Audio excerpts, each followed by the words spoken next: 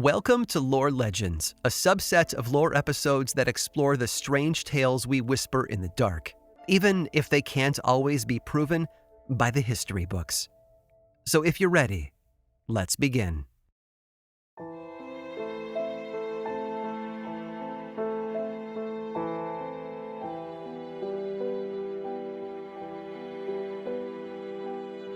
A museum is a sacred space. You see, buildings don't have to contain a pulpit to be sacrosanct. In a world that increasingly values bite-sized blurbs over in-depth education, any hallowed hall dedicated to the slow, intentional consumption of knowledge is a place worthy of reverence. You can feel it in the air when you walk in, too.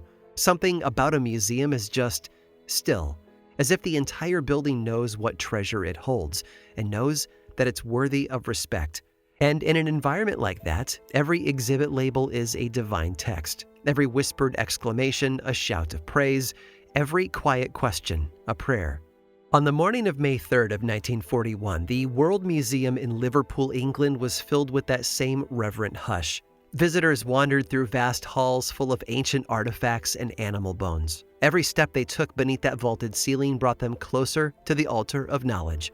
Everything was right. Everything was at peace.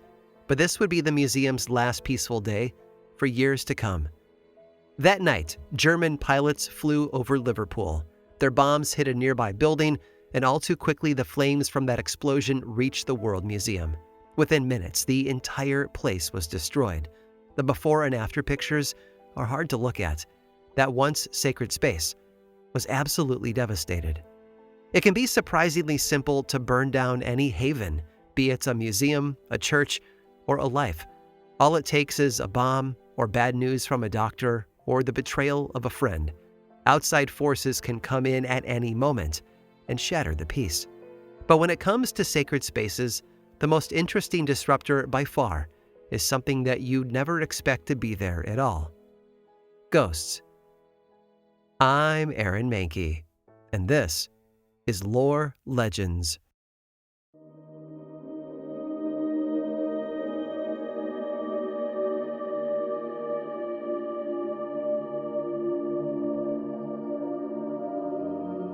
There's almost nowhere more peaceful than a monastery. If you've never had the pleasure of visiting one, then allow me to lay the scene for you. The long stone hallways are silent. There are usually birds chirping in the garden, and off in the distance, you can hear the singing coming from inside the chapel. Everything is at peace. Anywhere that people who have dedicated their lives to faithful contemplation is a haven in our hectic world. Nunneries, convents, monasteries, temples, they all seem to exist slightly outside our realm. But as peaceful as they are, that peace can be broken in an instant, because sometimes spirits stick around in the one place that they shouldn't, a church. Today, the Christian faith doesn't subscribe to a belief in ghosts, but it used to. Well, sometimes. You see, spirits in the church have a bit of a complicated history. There are only a couple of ghost stories from the church's earliest days. The most famous came from Perpetua, who was executed for her faith in 203 CE. Before she died, she wrote an account of her life, and this document is believed to be the earliest text written by a Christian woman. While she was in prison awaiting her fate, she claimed that her brother Dinocrates came to visit her in her dreams. Perpetua wrote, "I beheld Dinocrates coming forth from a dark place, where were many others also, being both hot and thirsty, his raiment foul, his color pale, and the wound on his face which he had when he died, and between him and me was a great gulf, so that either might not go to the other." The early Christian theologians who came after her were skeptical about the existence of ghosts, or at the very least about how common they were. St. Augustine believed that ghostly visits were very rare. He wrote that even if they did exist, and I quote, "the dead, by their very nature, are not able to involve themselves in the affairs of the living." Fast forward 200 years to the 16th century, and St. Gregory the Great let it be known that he disagreed with Augustine's assessment. Gregory believed that spirits could linger on after death, and that strong relationships with the living might keep them tethered to the mortal plane. But by the 7th century, monastic chroniclers and scribes started including ghost stories and folktales in their written records. It seems that they mostly included them for posterity's sake, or to teach certain moral lessons. But no matter how often these stories were added to monastery libraries, there was still one thing stopping the majority of theologians from believing in ghosts. You see, a fundamental cornerstone of their faith centered around what happened to a soul after it passed on. It either went to heaven or it went to hell. There just wasn't any wiggle room in this binary system for souls to slip through the cracks and end up back on Earth. But then, everything changed. In the 13th century, the Church officially adopted the doctrine of purgatory, a sort of waiting room for the dead, where they could spend years or even centuries waiting to be made pure enough to go to heaven. There was a third option now, and it determined that souls in purgatory could become ghosts. If they died with unfinished business or without the holy sacraments of confession, then they could haunt the living until they got what they needed. Then their souls could finally move on to heaven, unburdened by worldly troubles. This vague idea of some kind of purgatory had existed for years before the Catholic Church finally accepted it as truth. And so ghost stories occasionally popped up before it was an official doctrine. For example, the Benedictine monk Ælfric wrote about the ghost of Saint Swithin in the 990s, 400 years before the Church took a stance on purgatory. In the story, the long-dead Swithin was upset that he had been forgotten by his community. He appeared to a local blacksmith and told him to ask the bishop to move his bones inside Winchester Cathedral, where more people would see them. The bishop, though, was too afraid to agree, and Swithin had to materialize in front of him 3 separate times to convince him to help out. In the end, the blacksmith could not convince the bishop to move Swithin's bones. So the saint decided to take matters into his own hands. He started appearing to everyone, telling them to bring their sick loved ones and pray over his grave. When they prayed, he healed them. Soon, so many people were miraculously healed that the king took notice, and he had Swithin's bones moved into the church. It was a win-win. Saint Swithin got what he wanted, and the community experienced a mass miracle. And to this day, he is the patron saint of Winchester Cathedral. This odd ghost acceptance didn't last forever, though. By the time the Renaissance came about, ghosts were interpreted not as souls from purgatory, but demons trying to lead people astray from God's teachings. And ever since, the Church's stance on spirits has become more static. In spite of these changes, though, one thing remained constant. Ghost stories continued to claim that the dead were interfering in human affairs, and many of those ghosts came from within the Church itself. Because every now and then, the peaceful silence of a monastic community needs to get a little shaken up.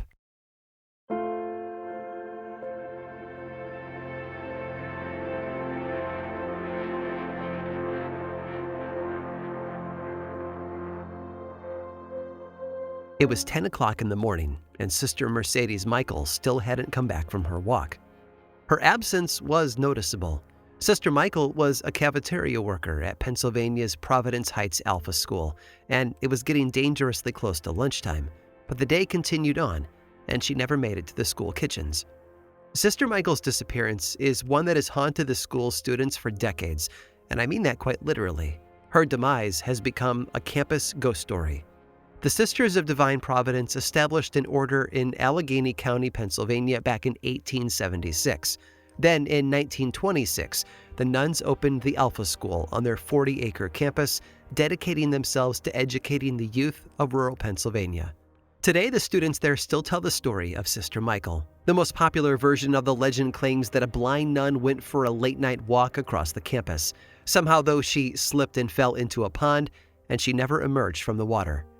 Ever since her drowning, students at both the Alpha School and the later established La Roche University have reported seeing a ghostly nun wandering across campus, repeating her doomed walk every evening on a perpetual loop. The story became so popular that in 1966, a reporter for the La Roche University student newspaper investigated the origins of the legend, and soon enough, she dug up what really happened. You see, poor Sister Mercedes Michael wasn't just a story. She had been a real woman, and her death had been real as well. On March 22nd of 1949, a truck driver saw something floating in a pond. He pulled over to investigate, and to his horror, saw that the floating object was a person, and not just any person, but a nun. He retrieved the body from the water and carried her to the convent. Sister Michael really had been blind and had fallen into a pond. But those are really the only things that the ghost story got right. She hadn't slipped and drowned. An autopsy revealed that she had suffered a heart attack during which she had probably fallen into the water. She had also not been out walking late at night. She had simply taken an early morning stroll. But of course, a nighttime death sounds much spookier than one at 6 a.m. As to whether Sister Michael actually interrupts the ongoings at the Divine Sisters of Providence campus, well, I'll leave that for the students to answer. She is far from the only nun, though, to be turned into a ghostly story. Popular imagination seems to be completely enamored with this horrific idea that someone so good and peaceful could become an agent of chaos in the afterlife. This juxtaposition is understandably appealing, but rarely true. And sometimes the nuns didn't even have to die anytime near when the stories claim they did, for their names to become immortalized as unhappy spirits. A fantastic example of this can be seen at the Holy Trinity Church, Micklegate in York, England. It's a church that has served the York community for nearly 1,000 years. The Benedictine monastery was founded all the way back in the 11th century, and the church was built in the 12th. And that church was also once part of a larger complex belonging to the St. Clement's Nunnery. All that to say, there were a significant number of clergy within its walls. That would change, though, in 1536. Henry VIII was on the throne. You know, the guy who was famous for his 6 wives. Well, in order to divorce his first wife and marry so many subsequent women, he had to break from the Catholic Church, and so he established his own Anglican church, the Church of England. Then, for good measure, he dissolved all of England's Catholic monasteries and convents. Holy Trinity Micklegate was one of the many orders dissolved under Henry's anti-Catholic rampage. Soldiers were sent to sack and plunder the convent's riches. They emptied out the complex, and then it was partially torn down, leaving the nuns essentially homeless.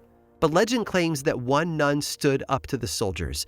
The abbess confronted them when they entered, declaring that they could ransack the church over her dead body. Then she told them that if they killed her and continued their mission, she would haunt them from beyond the grave until the convent was rebuilt. The soldiers, though, didn't take her word seriously, and while laughing, they murdered the abbess where she stood. It took a few hundred years for her spirit to follow through on the promise she made before she died. But by the 19th century, people started reporting sightings of a ghostly nun wandering around Holy Trinity Micklegate. One 1896 witness said that she looked like, and I quote, a shortish woman with something white folded over her, covering even her head and her face. Another called her a hooded figure with, and I quote, a form transparent, but yet thick with light. The robe was long and trailed. Most people never encountered her directly, though. Instead, 19th and 20th century witnesses saw her walking past the church through the sanctuary's stained glass window.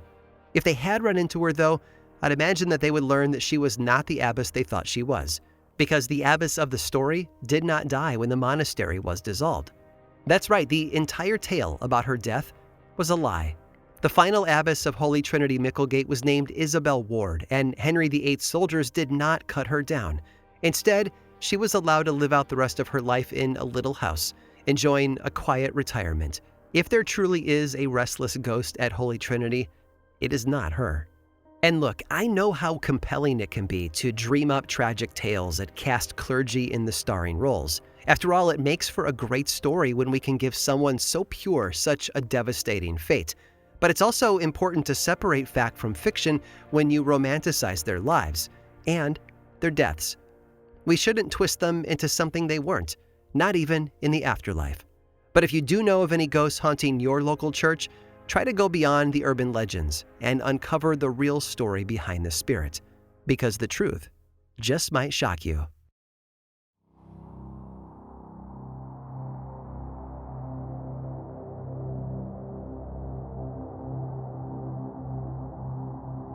He never expected to be harassed by a ghost. After all, he was just a humble painter.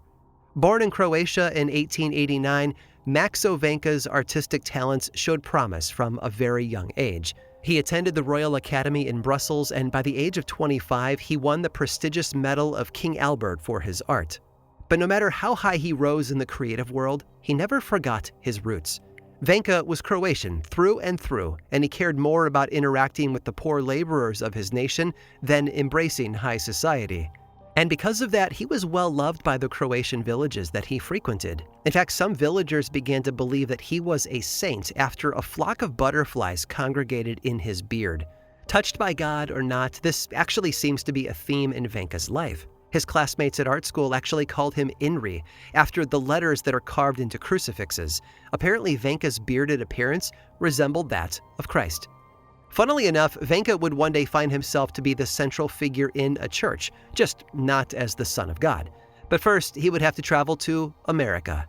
You see, when he was a young man, Vanka survived the First World War, and he had no desire to live through another. So, in 1934, when things started looking a bit too dicey, Vanka, his wife, and their young daughter fled to America. And the family settled in New York.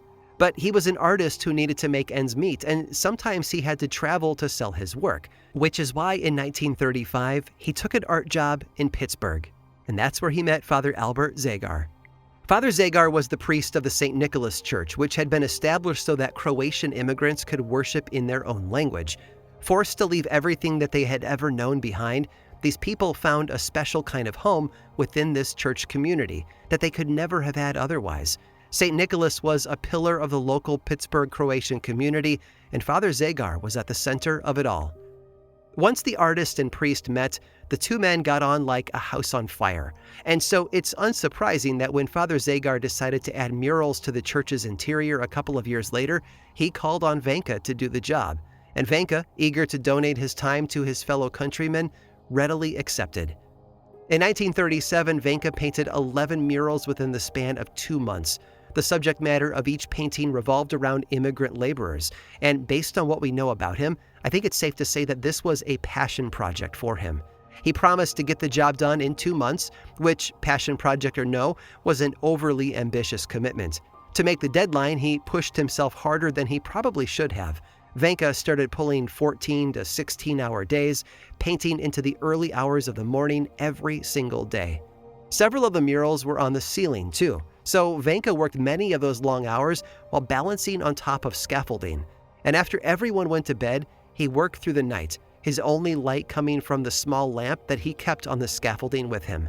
It wasn't an ideal setup, for sure, but Vanka was fine with it. He could really focus once he was alone and the dark sanctuary was quiet and peaceful at night. Until it wasn't.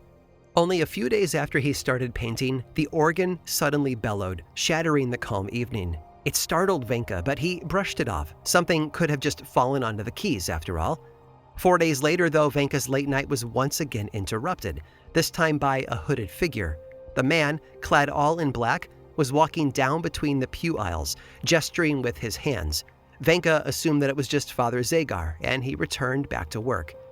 A few days after that, Vanka saw the figure again. This time he could hear the man mumbling to himself. And as he drew closer to Vanka, the painter felt a chill wash over him. Doing his best to ignore it, he turned back to his work. And when he looked up again, the hooded figure was gone. Vanka eventually went to confront Father Zagar about these moments, but the priest insisted that it had not been him. In fact, he said it was probably a ghost. Father Zagar didn't know how the story had come about. All he knew was that for about 15 years, people had reported seeing a spirit in the church, and no one knew where it came from. Naturally, Vanka wasn't terribly excited to hear that he might have been chosen as the focus of a new haunting. And not because he was afraid of ghosts. No, he was simply afraid that if the ghost startled him too badly, he might fall off his scaffolding and seriously injure himself. The priest agreed to help with the situation. The following night, Father Zagar joined Vanka in the church, and as Vanka painted, the father began taunting the ghost, calling out, "Come on, ghost, show yourself." In response, the men heard knocking sounds coming from the back of the room. The ghostly knocks soon began to move around the church, and the whole time Father Zagar followed the noise, saying, "If you are a dead man, go with God, peace to you. I shall pray for you. Only please don't bother us." And then suddenly, a figure materialized in the fourth pew. He had the face of an old man, and his skin had an odd blue tinge to it. There was a sad, wistful look on his face, but neither man got the chance to examine him more closely. After just a few seconds, he vanished. The ghost didn't stay gone for long, though. Just a few nights later, the figure came back, and this time it was on a mission. You see, hanging above the altar was a sanctuary lamp. It was lit by an eternal flame and was tended to by the nuns from the convent next door. By 1937, it had already been burning for 8 years straight, and it was meant to burn for many more to come. Except on the night the ghost returned, all of that changed. The figure reappeared while Vahnke was working, Father Zagar there to keep him company. Both men watched as the hooded figure moved about the sanctuary until finally it made its way to the lamp above the altar. Without opening the glass that protected it, the ghost took aim and blew firmly on the flame within. In an instant, it had gone dark. As the eternal flame winked out of existence, so too did the vision of the mysterious figure. And Maxo Vahnke never saw him again.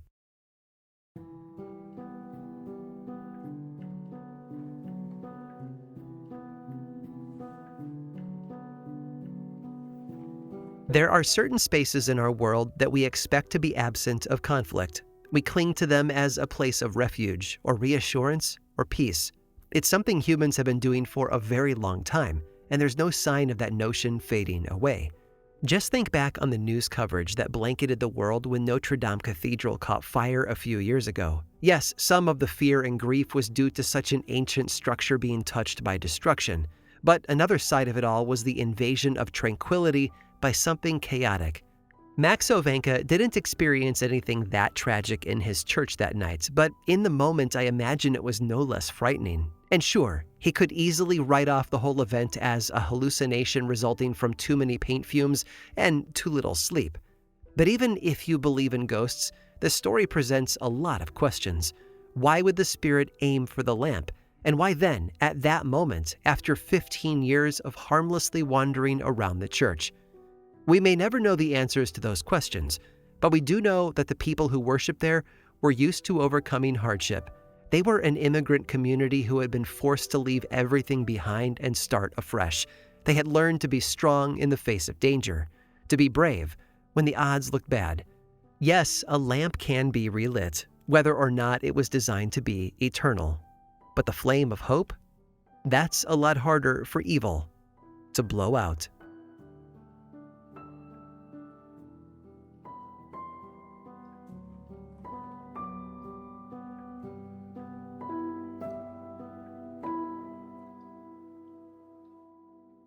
Legends grow up from the most unusual and unexpected places. With that in mind, I hope today's collection of hauntings within peaceful places helped you see a new side to folklore. Disturbing the peace isn't something the living has exclusive rights to. But even when peace is shattered, it can be rebuilt. It may not always look the same, but from the ashes, something beautiful can be reborn. And I've saved one last tale to illustrate what I mean. Stick around through this brief sponsor break to hear all about it.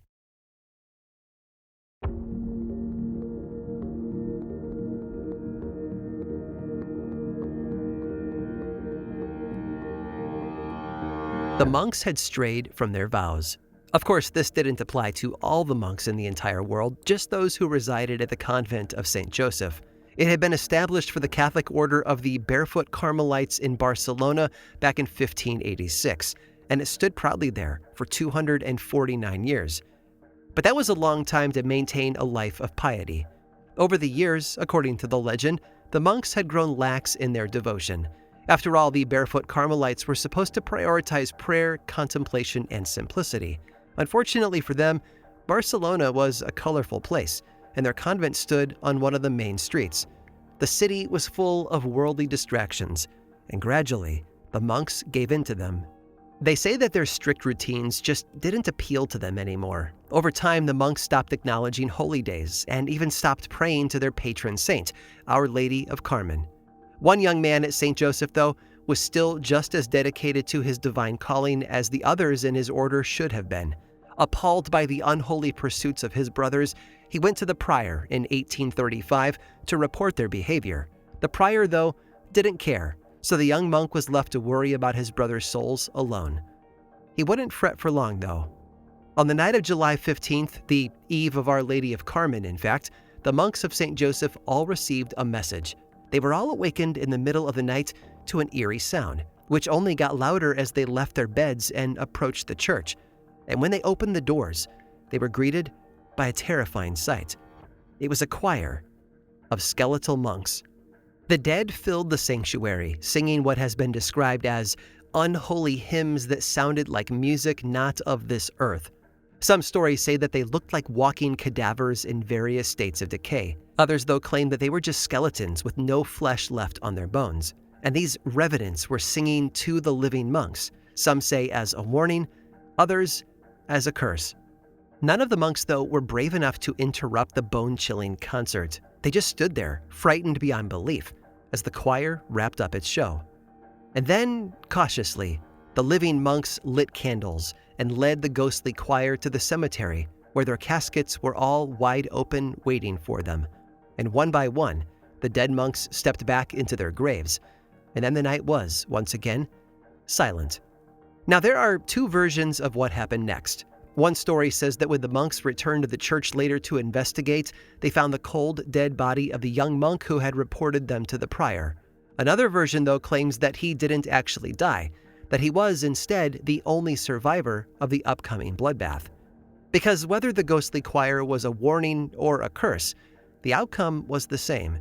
10 days later, on July 25th of 1835, every single monk at the convent of St. Joseph was slaughtered. You see, anti-clerical riots had been sweeping the nation for months at this point.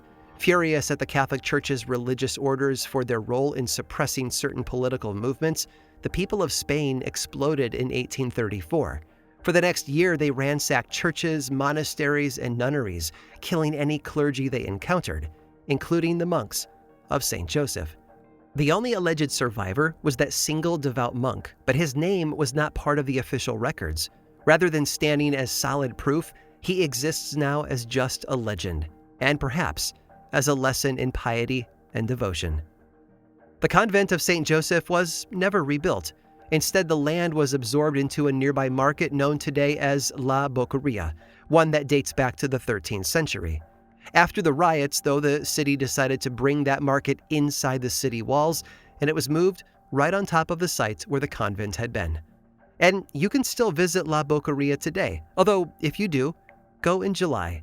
Legend claims that every year on July 15th and July 25th, you can hear the echoes of that skeletal choir singing once again.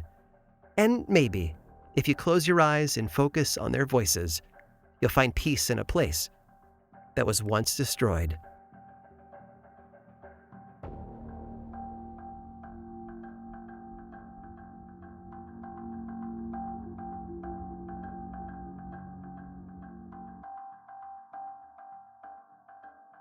This episode of Lore Legends was produced by me, Aaron Mahnke, with writing by Alex Robinson and research by Jamie Vargas. Just like you fine folks, I also don't care too much for ads. I'm grateful they support this show, but I recognize that they can often be a distraction from the stories you love. Thankfully, I've got a solution. Over on Apple Podcasts and Patreon, you can find a version of this show that is 100% ad-free. On top of that, subscribers get bonus weekly mini episodes called Lore Bites. It's a bargain for all of that ad-free storytelling and a great way to support this show and the team behind it. For more information about those ad-free options, go to lorepodcast.com/support. Lore is, of course, more than just a podcast. There's the book series available in bookstores and online, and 2 seasons of the television show on Amazon Prime. Information about all of that is available over at lorepodcast.com.